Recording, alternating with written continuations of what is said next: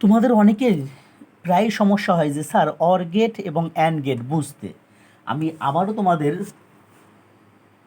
মনে করিয়ে দিচ্ছি যে অর গেট যখন ওর মতো হবে, এই যে ও লিখলাম, অর গেট লিখতে ও লাগে, এই ওর মতো হবে তখন এটা হবে কি অর গেট।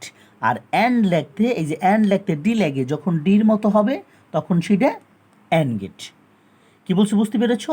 যে ওর মতো যেরকম এরকম বাঁকা থাকবে তখন এটা অর গেট, ডির মতো যখন থাকবে তখন এটা অ্যান্ড গেট। এখন বলছে ন্যান গেট।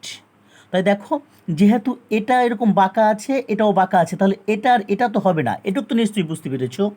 তাহলে এই দুইটা নিয়ে তোমাদের কনফিউশন যে স্যার ন্যান গেট এটা না এটা। এখন তোমরা বোঝো যে স্যার অ্যান্ড গেট কি?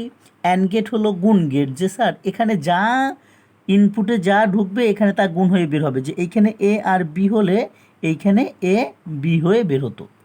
কিন্তু ন্যান গেট এর আগে একটা এন আছে, নট গেটের এনটা নিয়ে আসছে। এখন নট গেট তোমরা পূর্বেই শিখিয়েছো কি, যে এই নট গেট থাকলেই বুঝবা যে একটা বাবল আছে।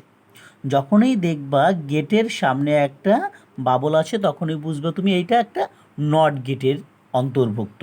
ও কোন গেটের অন্তর্ভুক্ত? নট গেটের। তো এটা কি ডি গেট, মানে ন্যান গেট, অ্যান্ড গেট। তো অ্যান্ড গেট এর সাথে কি যোগ হয়েছে? নট গেট, অর্থাৎ ন্যান গেট। কাজেই এটাই হবে উত্তর। নিশ্চয়ই তোমরা বুঝতে পেরেছো।